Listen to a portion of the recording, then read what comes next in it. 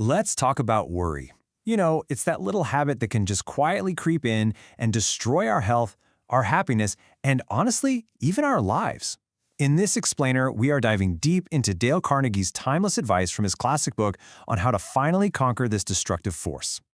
So, before we can even begin to talk about solutions, we've got to get real about the true cost of worry. Carnegie's first point is a huge wake-up call. He doesn't see worry as just, a bad mood. No, he sees it as a direct and incredibly serious threat to your physical health. And get this, that stark warning comes from a Nobel Prize winner in medicine, Dr. Alexis Carrel. This isn't some exaggeration, it's a clinical observation. He saw with his own eyes that an inability to manage worry was, for many people, basically a death sentence. And we're not talking about some vague connection here. The book links worry directly to these severe physical problems. Look at this list. From heart disease, which is America's #1 killer, to painful arthritis, and even tooth decay. The body, it seems, keeps a very, very real score of our mental anguish. So you have to wonder, how much of our sickness is actually self-inflicted? Well, according to one Dr. Carnegie quotes, it is a shocking 70%. Just think about that number. It represents this staggering opportunity. If we could just master our minds, we could potentially heal ourselves from a huge number of ailments. Dr. O.F. Gobert of the Santa Fe Railway. He saw thousands and thousands of patients, and he was crystal clear. These are not imaginary illnesses. He's talking about very real physical problems, like stomach ulcers. And he put it so powerfully, he said you don't get ulcers from what you eat, but from what is eating you. Wow.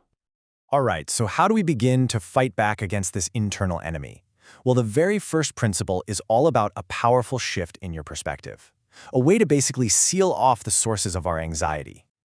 This brilliant concept was actually coined by the famous physician Sir William Osler. He would urge his students to focus all their energy, all their intelligence, on living just one day at a time, from the moment you wake up until you go to bed. That's it. And Osler used this amazing metaphor to explain it. He talked about a great ocean liner. To prevent a single leak from sinking the whole ship, the crew can seal off the damaged section in a watertight compartment. He argued we have to do the same thing with our minds. Seal off the past, seal off the future, and just stay afloat today. Now, this is a really crucial point. This isn't about being irresponsible. Not at all. You should absolutely plan and prepare for the future. The trick is you do that work today without carrying the emotional weight and the anxiety of tomorrow. The best way to prepare for tomorrow is to do today's work superbly. Okay, so that's the big picture mindset, but what about a practical tool you can use? Carnegie offers this simple, 3-step magic formula for those moments when a problem has you backed into a corner and it just feels absolutely overwhelming. So there was this engineer, Willis H. Carrier. You might know him as the father of modern air conditioning. Well, he found himself facing a crisis that threatened to completely ruin his entire business. And it was out of that sheer panic that he developed this profound method to get back in control. And this is it. This is the formula. It's basically a mental hack to short-circuit your brain's panic response. So first, you face the fear head-on. Second, and this is the key, you mentally accept it. That's what removes the panic. And only then, from a place of calm, do you actually start to problem solve. So for Carrier, the worst-case scenario was losing about $20,000 on a failed project. But once he truly, honestly accepted that possibility, his mind cleared. He stopped worrying, and he started thinking. And from that calm place, he was able to find a solution that not only saved the 20 grand, but turned the whole project into a success.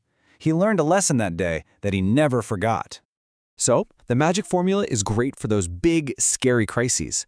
But what about that endless stream of day-to-day business worries? The ones that just grind you down? For that, Carnegie gives us another powerful technique for cutting through the fog of confusion. This insight from a top university dean just gets right to the heart of it. A lot of the time, it's not the problem itself that paralyzes us, it's the confusion and the lack of facts. We agonize because we're trying to make a decision in the dark. Okay, now check this out. There was a publishing executive named Leon Shimkin, a leader at Simon & Schuster, who was just exhausted by these endless circular meetings about problems. So he made a new rule for anyone who wanted to take up his time. He forced his team to stop coming to him with just vague worries.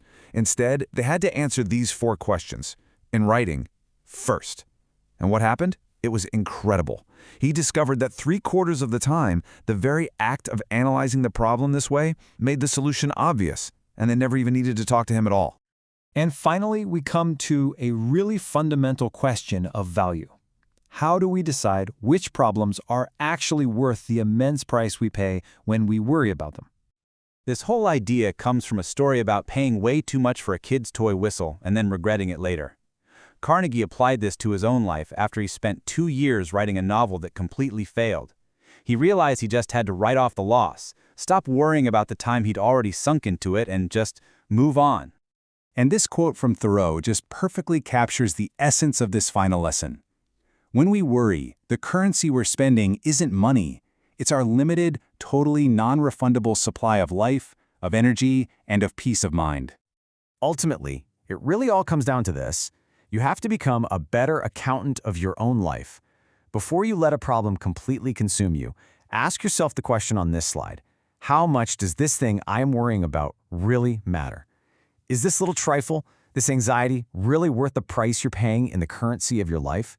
Answering that honestly, that's how you begin to decide what truly matters.